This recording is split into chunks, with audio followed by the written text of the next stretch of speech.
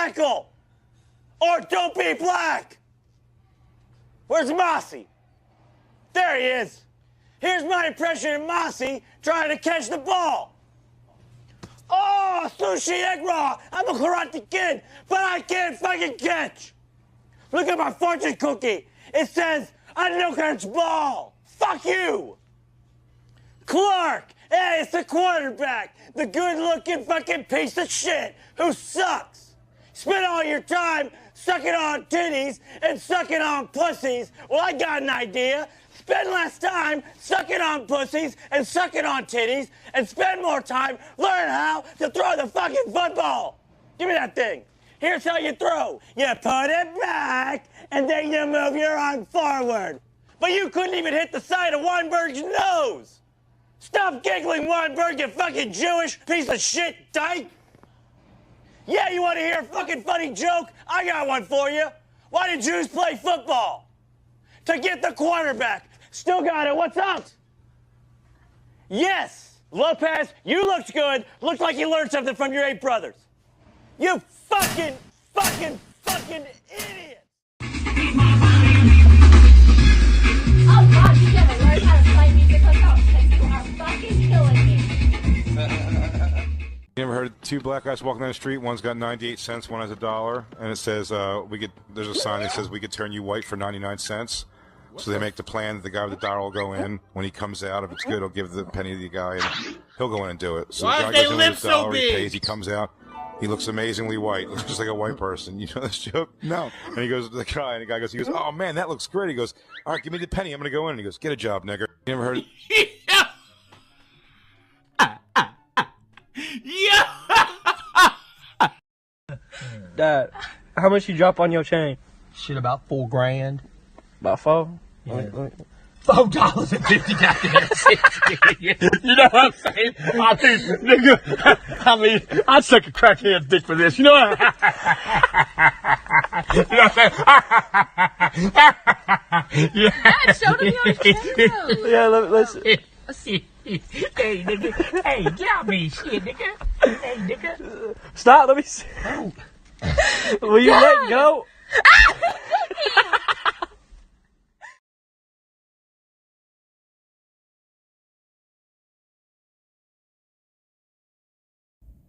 All right, y'all. If anybody's watching, have this whole big deal about slave ships and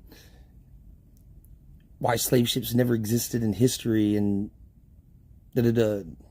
So I'm going to show you what I meant.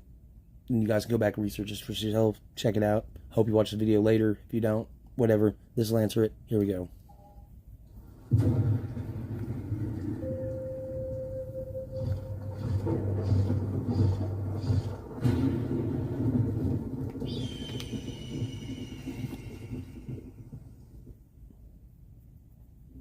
Throughout today's society of America, the process of education is based solely on the credence to that which is most popular by public opinion, rather than which would be truthful by way of logical and critical thinking. Compulsory school curriculums in history, for example, derives from fabricated folktales that were authorized by manipulative social engineers of the 19th century. And their opinions alone are somehow credible and are unmolestedly deemed as historical facts without being constructively criticized or even publicly challenged for validation and accuracy. It's as if people now concluded that if something can be believed by the masses, then they should just tag along and follow the crowd and believe it too. But how did we, as a people, allow our history to be written solely on the basis of a stranger's opinion or by popular belief? Why would these strangers have, or even the knowledge for that matter, to tell the stories of our actual history here in America, when the truth is, those strangers were not living here with our indigenous ancestors to bear witness to any account to begin with?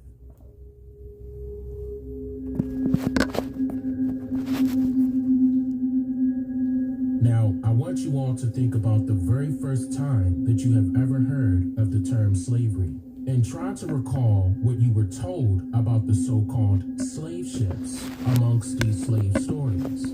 Many of you can recall hearing information given to you concerning the slave ships themselves, deriving from third-party sources, and maybe not your school initially, but that's very important to note, because we must now ask, where did these third-party sources retrieve their information about the slave ships in general?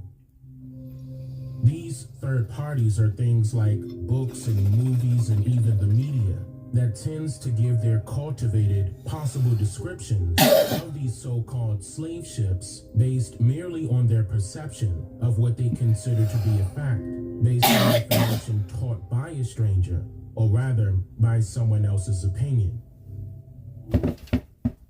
Live from Radio City Music Hall, it's the SNL 50 Homecoming Concert, featuring performances by Arcade Fire, the B-52, Backstreet. For example, fictional movies like 12 Years a Slave and Armistead, then the resurfacing of the story surrounding Clotilda, which was allegedly found and deemed as the last American slave ship, just like the Wanderer, which was also deemed as the last American slave ship. But yet, there are no viable remains of either ship or boat, just a story, in order to keep the idealism of slavery afloat. All right, so y'all got to listen to this really close, because I had some people, I can't believe you would say that that never existed, and blah, blah, blah, and those people went through some blah, blah, blah, blah, blah, blah, blah.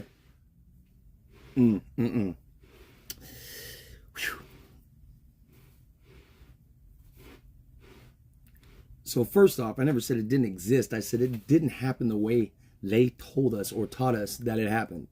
Second off, slave ships did not exist because they were in boats, sailboats. They didn't call them slave boats. They were ships. There was a slave ships. You'll understand in a second. Just pay attention. What all of these third-party sources have in common is that their stories tends to lead to a dead end when researching any publicly verifiable evidence to validate their claims made, along with validating their depictions of what a slave ship actually is. So, depiction.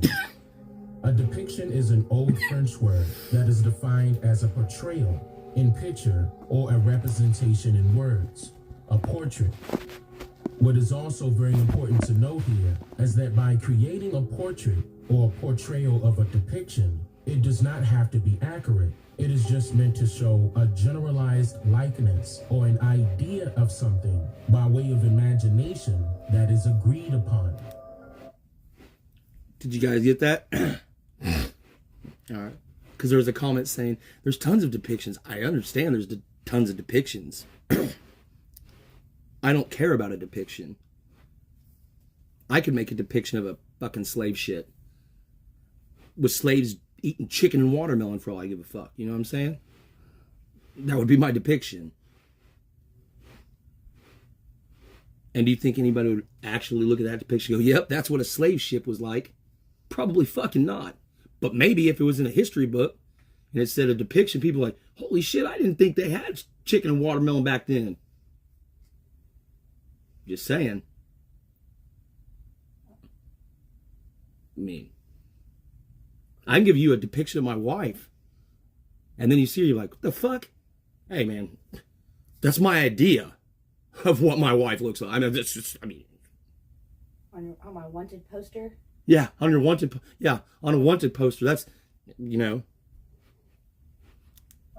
According to an 18th century painter and the founder of the Society of Arts, Sir Joshua Reynolds stated that, quote, in portraits, the grace, and we may add, the likeness consists more in the general air than in the exact similitude of every feature. So, what does all of this have to do with the existence of slave ships? Well, that's the point. There were no official slave ships, nor were there any ships created for the intended purpose to carry only slaves. These depictions that were mysteriously given to us about these ships manipulated the mind into believing that there were actual slave ships that existed, when in reality, there is no hard evidence to support this heavily campaigned theory. In fact, you will not find any colonial documentation that would use the term slave ship to describe their passenger ships, cargo ships, merchant vessels, or warships. This means that these stories of slave ships are contradicting themselves, because these ships were actually wooden sailboats that did not include utilitarian motors as a convenience. These motorless sailboats were originally known as rowboats that were called skiffs, dories, and wherries that were chiefly propelled by the use of sails and oars for navigating the boat even through tumultuous seas, violent winds, and unexpected climate changes. Between the 1500s and the 1800s, these rowboats were used for many things, like trading goods, or for the transportation of goods, exploration, pirateering, and of course, immigration. But just not those stories of immigration that most of you are accustomed to hearing about. And here's what I mean by that.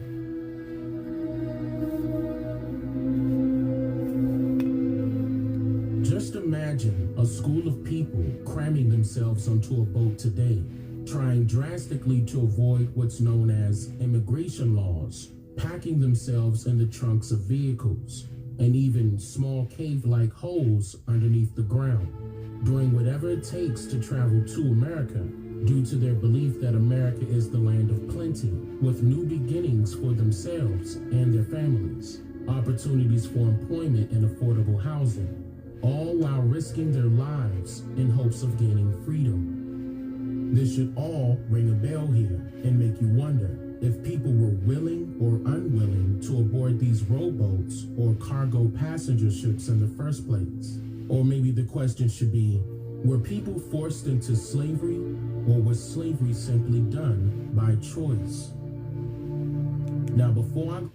Now, make sure you're paying attention. There's going to be a lot of people who won't watch the whole thing. But I'm waiting to see the comments on this to see, you know, he's going to be like, oh, that didn't, blah, blah, blah. And before you make those comments, please, please make sure that you have some kind of first and verifiable, you know, facts, verifiable truths, should I say, not facts, because facts are just merely opinions that can be argued if you want to be, you know, truth can't be, it's undeniable. So, can't debate truth, can't argue truth. All right, so here we go, listen. Further, I want you to note again that during the 1600s and until the near end of the 1800s, rowboats or cargo ships were not modernized to include engines or motors that would conveniently drive the boat throughout the seas. The commercial production of steamboats or riverboats were made available at the tail end of the 1800s as well, which should make you wonder, how many so-called slave ships were accounted for that enabled strangers to carry a whopping 12.5 million people, along with supplies, food, and other cargo from one continent to another? And if there were no motors or engines attached to these slave ships, then some company or fictionalized character would have been created and placed up for public display by now in order to showcase how an impossible task of dragging millions of people out of their native lands and forcing them to work on some distant land is somehow a reality, and it actually happened. But I guess since slavery was so bad that it's no need to prove that these slave ships actually existed, right? Now, let's take things a step further. As you may know, This type of travel was extremely perilous during the time periods prior to any advanced technologies, allowing for more prestigious routes to be taken. Merchants or sailors traveling across the Atlantic using sailboats had no choice but to take specific routes based on the Volta do Mar Largo, which is a Portuguese phrase meaning turn of the wide sea. This Volta do Mar Largo phrase. Where does Donald Trump's hail at? Mar-a-Lago? Just think about that. He's always down at Mar-a-Lago. Refers to the oceanic rotation that signifies the ocean's currents, which is why we are taught that the sea is divided into 5 oceans. These 5 oceans are also called ocean gyres, in which each of these gyres represents a different ocean current rotation. Listen closely. According to the National Geographic, the North Atlantic Gyre begins with the northward flow of the Gulf Stream along the east coast of the United States. The Gulf Stream is the western boundary current of the gyre. The gyre then becomes the North Atlantic Current, which flows across the North Atlantic to Europe. Still flowing in a circular pattern, the current flows south as far as northwestern coast of Africa, where it is known as the Canary Current, the gyre's eastern boundary current. The gyre is completed as the North Atlantic Equatorial Current crosses the Atlantic Ocean to the Caribbean Sea. This entire circle and the water within it is the North Atlantic Gyre. End quote. People are freaking out about this new drone. Here's why. All right, so you guys just pay attention because this is going to get crazy. This will tell you a lot. As I've stated numerous times before, this means that only the winds and the currents of the ocean could determine how a boat or a ship was able to travel across the Atlantic, revealing the true reason why explorers initially sailed to South America instead of North America first. Also, the winds and the climate made trading and traveling across the ocean very time-consuming, resulting in slowly paced travels that will require several weeks and even months to reach a single destination, yet alone a round trip, all while hoping that the captain sailor has the ability to stay on course. And by the way, this also exposes that these ships were not able to literally travel straight across from one continent to another, due merely to the ocean's current, which can be compared to a game of double dutch, since inexperienced and even senior sailors had to jump in these gyres at the right times or they would lose. They were also limited to just having a compass for direction and the use of their hands to tell time, or rather how much daylight was left, by aligning their fingers with the horizon. All of this sounds difficult, doesn't it? According to the Royal Museums of Greenwich, life at sea during the age of sail was filled with hardship. Sailors had to accept cramped conditions, disease, poor food and pay, and bad weather. So, if the sailors had to endure famine for weeks and even months, no pay and no work, sicknesses and diseases, treacherous weather climates, and... Look at this picture right here. Look at this picture right here. So on this picture right here, there's 2 different versions of this picture. See the 2 men in the back?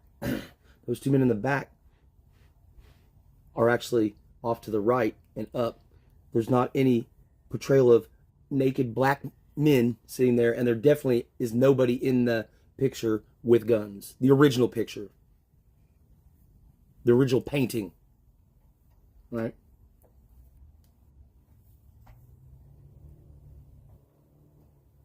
Because let's remember, when North America supposedly was found, right, over in the other side of the world, they were still in knight's armor. Those motherfuckers were jousting with fucking, they had supposedly, you know, those big metal suits and shields and swords and they didn't come over here to North America with none of that shit. North America never had no knights. There weren't no knights riding on here with armor, and none of that was here. Edinburgh, they didn't come to America with any of that. They landed in America with Bibles in their hand. That's all. Not guns, not armor. There weren't no knights getting off with their none. That wasn't there.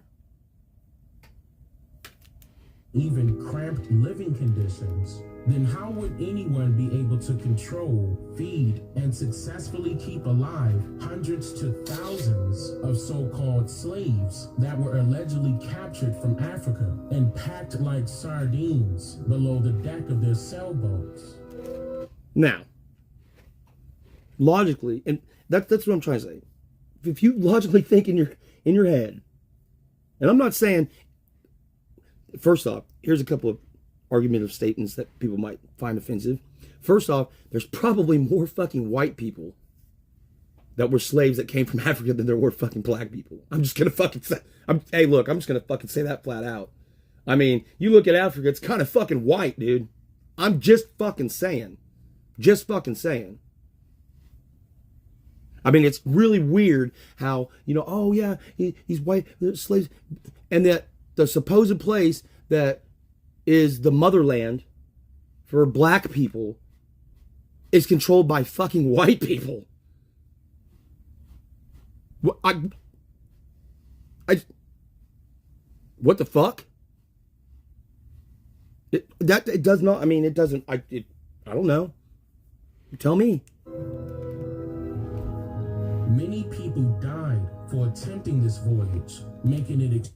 Elon Musk is an African American, which is a misnomer, but whatever you want to say, I don't give a fuck. You can be ignorant, but oh yeah, oh no, he's from South Africa and he was born in the 80s. I know he was born in the 80s. I know apartheid. I know all that shit. That doesn't fucking change the fucking simple fact that if you're from Africa and you're over here, if you're black, you would be considered African American. But if you're Elon Musk and you were born in the 80s, you can't call him an African American. That's not right.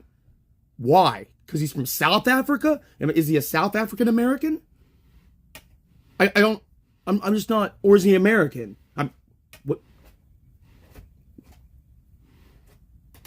Just trying to point out some fucking ignorances here. So, I mean, common sense. We can sit and argue about dumbass shit all day long, but most of those dumbass things that we fucking argue about are fucking, at the end of the day, are fucking opinions. They're not even truths. Look, I like truths. I don't always deal in facts because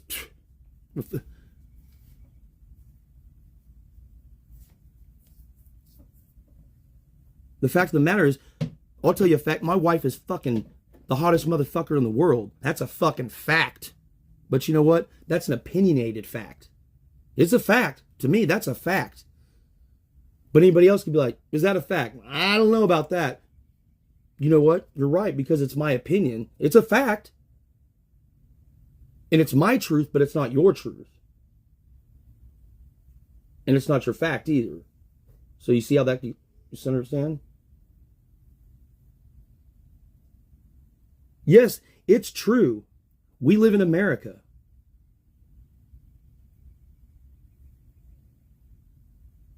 It's a fact that you can be a U.S. citizen and an American at the same time. It's not the truth. The truth is you can't be both at the same time. You only pledge allegiance to the United States of America, which hails in the District of Columbia.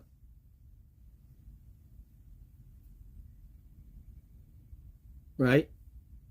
The District of Columbia doesn't pay taxes. If you live outside of the District of Columbia, you pay fucking taxes. And you pledge your allegiance to that city-state, the United States of America. Or just the United States.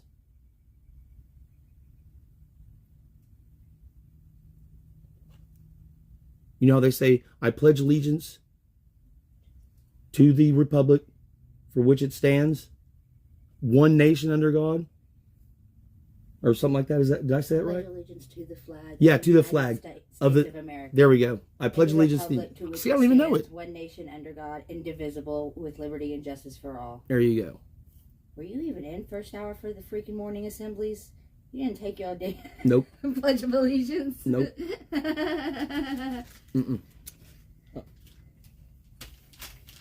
Extremely difficult to even keep the same crew for more than one seafaring trip across the Atlantic. So in hopes of immediately providing a safer passage by learning the hard way, capacity stipulations were You never forced brought on me the that sizes soda. of cargo and the passengers of war. When you turned off the heater? But these treacherous conditions No, you continued to plague the foreigners for centuries, making it unrealistic. Instead of trying to still think about if you did or not, could you just give me a soda? Because those are all old. Continent to another between the early 1600s to the late Yeah, I'm really 1800s across the Because Atlantic. I wonder if it's sitting on the counter. This is why you would not find any historical evidence nor colonial documentation of a transatlantic slave trade during this time period.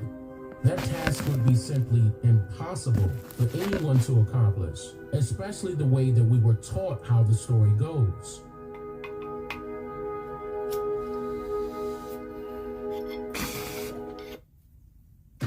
So, You're a real man of the people now. Never really did. Why is it?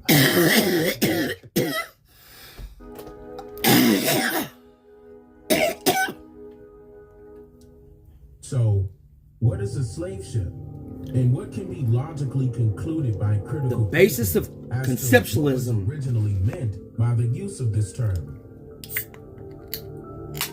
First, the origin of the term slave ship allegedly traces back to the English noun slaver, which made a public appearance in the dictionary entitled Walker and Webster Combined in a Dictionary of the English Language, which was published in the year of 1877. However, what's important to note is that the term slaver was defined during this time period as saliva running from the mouth.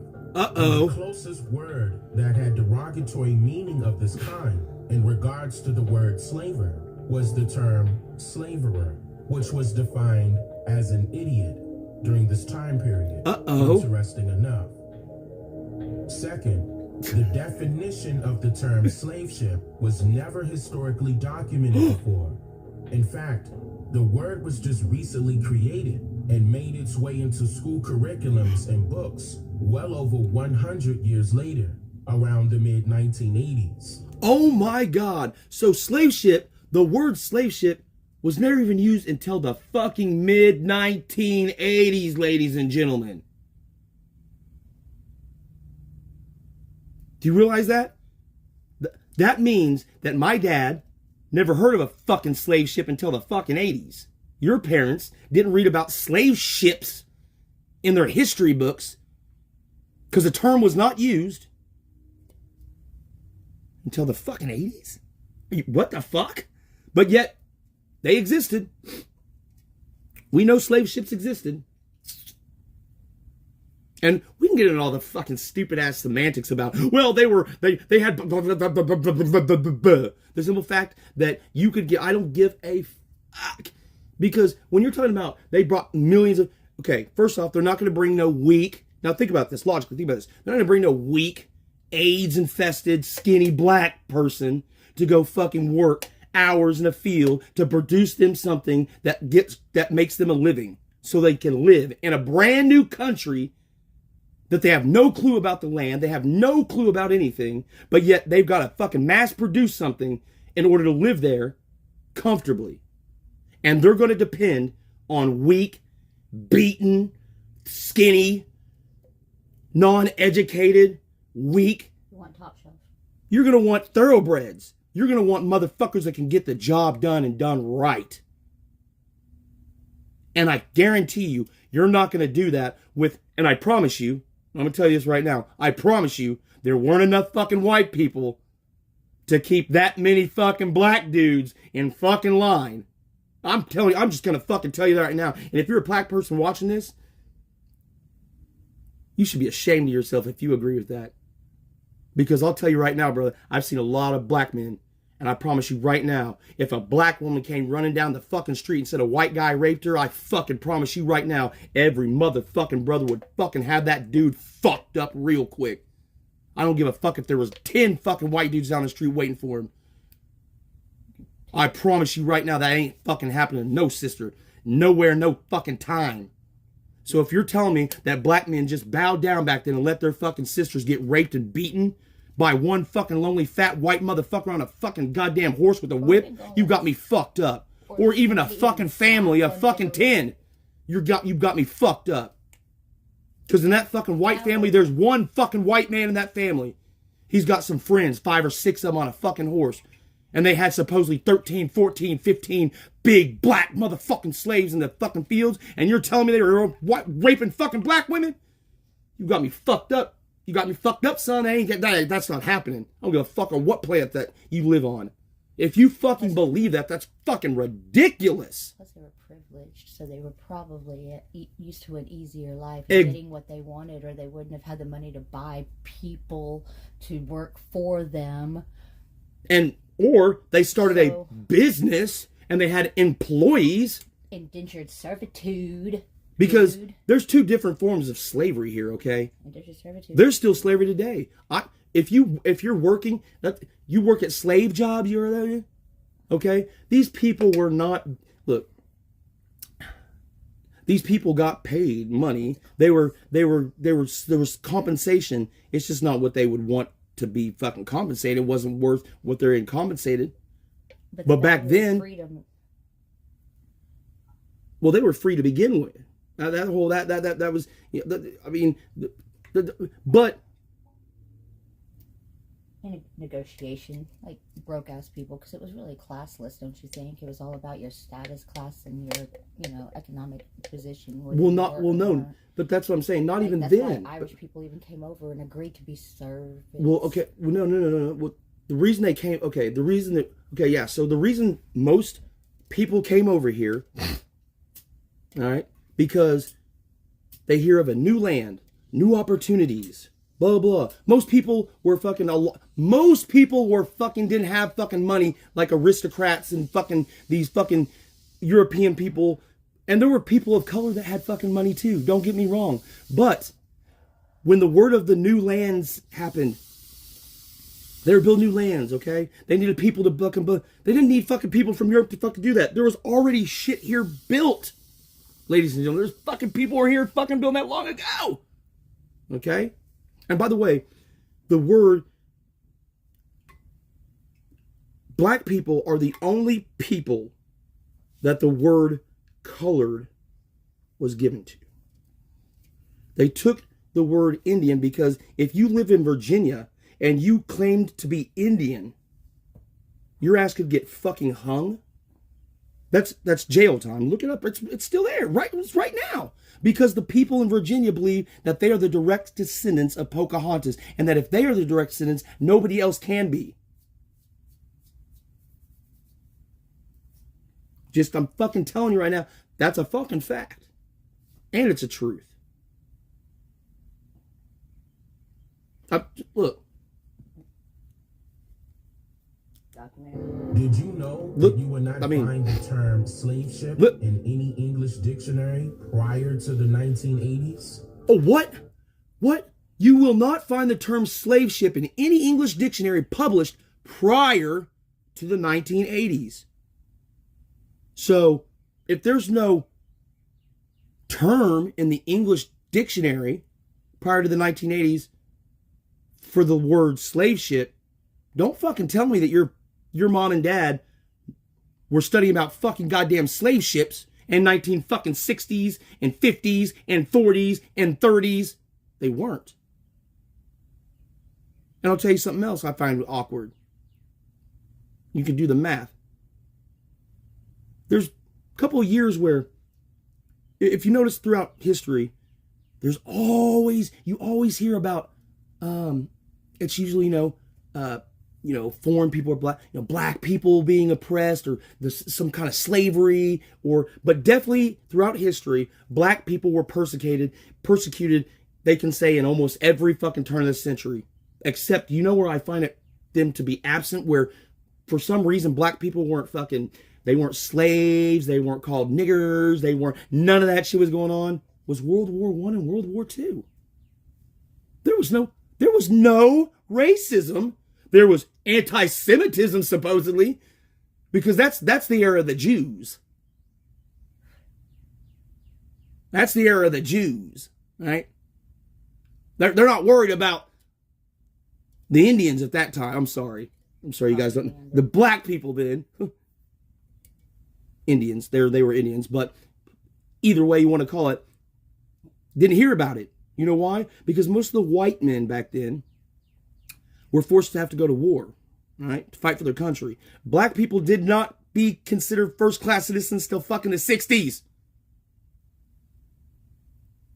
So therefore they did not have to go fucking fight for this country, for their country, for where they're originally from. They did not have to go over there and fight. All right, they didn't. As a matter of fact, over here, that's when you saw more and more black people, I don't know, things were looking up and on the up and up. You had Black Wall Street, by the way, where you had the indigenous population had their own fucking currency. And Wall Street. Well, it was Black Wall Street, but they were making more money than Wall Street was. The Wall Street that we all know now, the White Wall Street, whatever. It's that they were coming over looking at that, right? Now what happens is, and there's look at the League of Their Own. The men that were still here, the white men, there had to be some kind of entertainment. There was, blah, blah, blah, blah. We got to get people off the war. We got to blah, blah, blah. Women started playing fucking baseball. Black men were seen in baseball then. Huh? Yep. And then what happens is the white guys come back. Still to this day, this happens. You can fucking trace this to this day. When fucking vets come home, how are they treated? Like fucking shit. Like fucking dirt. Like they don't fucking matter. When a vet comes home and they fucking lost their legs, they have fucking PTSD, they've seen their fucking best friends fucking killed, they need somebody, what do? They're like domestic terrorists. Or they're fucking ridiculed. Or all of a sudden 8 months for their first appointment. Yeah, they have no, they come home to no fucking job. You know what I'm saying? A lot of our homeless people are fucking vets. They're not out there by fucking choice because they couldn't get a job or because they were fucking drug addicts. They came home because they were fucking disingenuated. They weren't appreciated for what they fucking did and they were tossed aside. So now, here we go. Back to fucking World War I and World War II. The same fucking shit happened. And don't think that they came on and they were, oh yeah, you beat the Germans. No, none of that shit happened. They came back to a poor fucking household. Because they weren't here working the fucking fields. They weren't here doing shit. But you know who was? The black man. So the black man was thriving. And when the white man got back here to find the Negroid had, what the fuck? They were jealous. What could they do then that they can't do now? They could bring home war souvenirs. What do they bring? Big fucking guns. Big guns. All kinds of shit. That's why you have World War II memorabilia that's so expensive that everybody wants. You can't bring shit. You can't bring home a fucking, leave it there for somebody else to fucking pick up. And you can't do that. You know what I'm saying? So, you have these guys, they get jealous. They're mad. They come home, they're white women that fucked black dudes. They weren't raped. They needed dick. Don't get offended, white people. Don't get offended. I've been to prison. I know what a woman needs. Go out and don't get married. But guess what? She goes out and gets married. She don't just go get dick all the time. She gets married. What the fuck? Just go get dick. Because I know you're a woman. You need needs. You have needs. But you don't need to have a fucking husband. That could be... That tells you me just it's need a an dick. Economic issue. You know what I'm saying? Her man is gone, so she needs another partner to help. Someone's got to help around the farm. Someone's got to keep that shit going.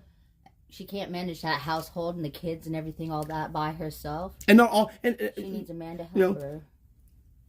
Now, and those guys are looking pretty good. So you have these people, and so then fast forward and you have the Tulsa riots. The first time in human history that a fucking bomb was dropped from a fucking airplane onto fucking human beings. No, onto our soil, homeland. Dropped it on ourselves, basically.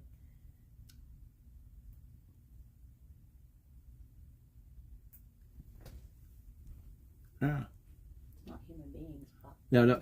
It was the first time on American soil that it was the first time that there was We dropped a bomb on our own. a bomb was used to people. Yeah. Something like Our that. government fucking bombed. Well, it wasn't our government. It was goddamn the good old boys fucking getting in their goddamn crop dusting fucking planes, right? And dropping motherfucking, grenades out their fucking the planes onto the black population. War is war, right? Right? That's And then came from it. and Still fresh in no, it. that wasn't war. That's not war. No, I That's mean, just that's where that mentality came from that individual. He just got back. He wasn't thinking of war because there was no enemy here, okay? He was thinking of jealousy. That's the only thing that drove that man. He wasn't going, oh, this is like war. As an enemy. He was fucking jealous because he had shit, he had nothing, and the black man had fucking these giant houses with beautiful furniture in it, and they fucking wanted it. That's what they fucking wanted. They wanted that shit. And they fucking went and they fucking took it, and they took all the furniture out, and then they burned the fucking houses down. Right? Most of these fucking colonial houses, built by this family, it was built by a fucking black family. I'm just fucking telling you that, right? I mean, people can fucking say what they want to say. I actually had people, I can't believe you're not saying that.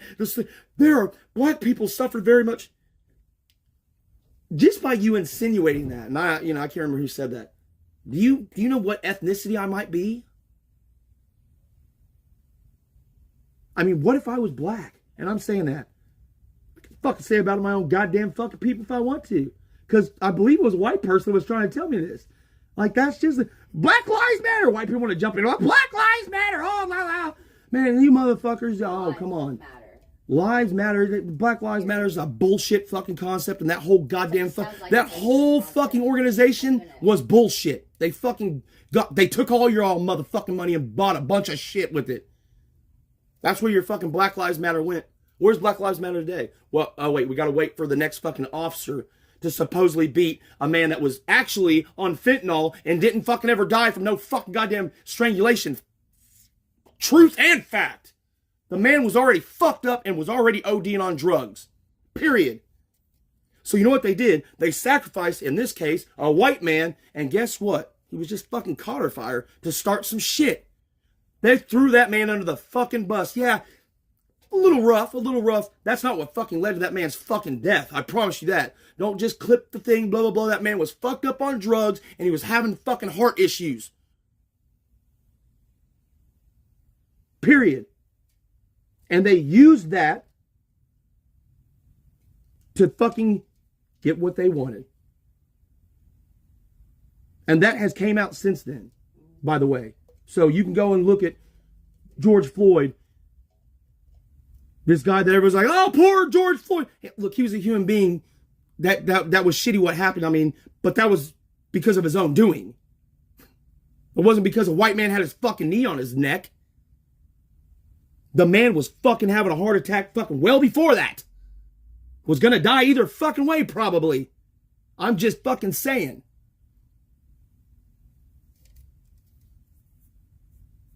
The autopsy was changed. You can go back and look at all that shit if you want.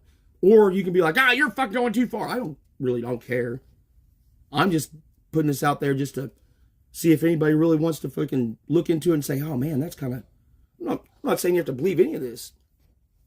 I'm just saying, I'm only doing this because people, slave ships, I can't believe you would do that. That's disgraceful to black people, blah, blah, blah. It's disgraceful as even calling fucking black people to begin with. Because you still have faith in people's ability to learn and evaluate the facts. There's actually still human beings out there that want to learn. As long as somebody presents it and makes it available. And look, I present things in a way that might sound like real condescending and asshole-ish and blah, blah, and maybe they need to hear it from little lighter sources. That's why I'm fucking putting the source up here so you can go back and listen to it without all the fucking undertones and all the fucking ridicule and making fun of ignorant people, because that's just what I do, especially, like, these I won't say that, but anyway, it's also a bunch of fucking pan goofy motherfuckers. You know what I'm saying? Now, brother, I'm gonna go back to the motherland. Fucking pan goofy motherfucker. Look, don't tell me I went to ancestry.com. Dude, that's owned by fucking Google. You know what I mean? And if you want your real fucking history stuff, you got to become a Latter-day Saint or a Mormon, and they got your fucking records locked up in a fucking cave in Utah behind metal doors. And if you want to fucking see that shit, you got to become a Mormon or Latter-day Saints. Hence why there's a lot of black Mormons. Just fucking, hey, I'm just fucking saying. Look it up. Which forces an individual to define this non-existing term by complete speculation surrounding the two words that it is comprised of, slave and ship. In the year 1828, the word slave was defined as one who has lost the power of resistance, or who surrenders himself to any power, whatever. A mean person, one in the lowest state of life. And the word ship derives from the Latin word scapha and the Saxon word sapien, which means to create form or build. Homo sapien? And so over time, the perception of this depiction of a slave ship is based on a particular portrayal in picture and representation in words, which has been clouded by the idea of conceptualism, deriving from the basis of conceptual art. According to the College of Central Florida, conceptual art is based on the notion that the essence of art is an idea or concept and may exist distant from and in the absence of an object as its representation. Woo! That is because the job of the mind is to create an object where there is none. It goes on to state that conceptualism began in the first half of the 20th century, not as an artistic movement, but as a philosophy, a questioning of what was taken for granted. In the year 1926, a film entitled Anemic Cinema was created by painter, sculptor, philosopher, and filmmaker Henry Robert Marcel Duchamp, who was an immigrant from France that eventually migrated to the United States. Duchamp is well known in the arts as a conceptualist, being as though he was famous for creating the term ready-mades. In a 1975 article in reference to Duchamp's film and his works in regards to conceptualism, author Katrina Martin of Studio International wrote that Duchamp's ready-mades can be simply defined as, quote, an object which has been taken out of context, which is in any way conventional and placed into a new and strange one, whereby the function of the object chosen changes radically. So in other words, the idea of a slave ship was meant to create a visual and a written concept so that a person's mind could conceive a totally different picture of what was being stated, represented, or displayed. So a person's mind would radically imagine changed portraits or visions altogether of what a slave ship could be mentally, based solely on allowing our minds to combine the definitions of a slave and ship inadvertently. Wow.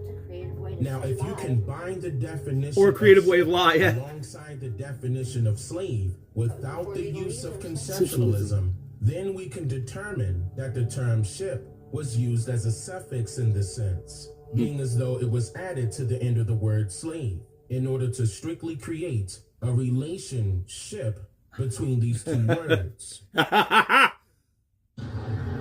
Y'all fucking play with me. Here to make you think. Make sure you leave a comment. Only if you have something to, I mean, please. Fucking.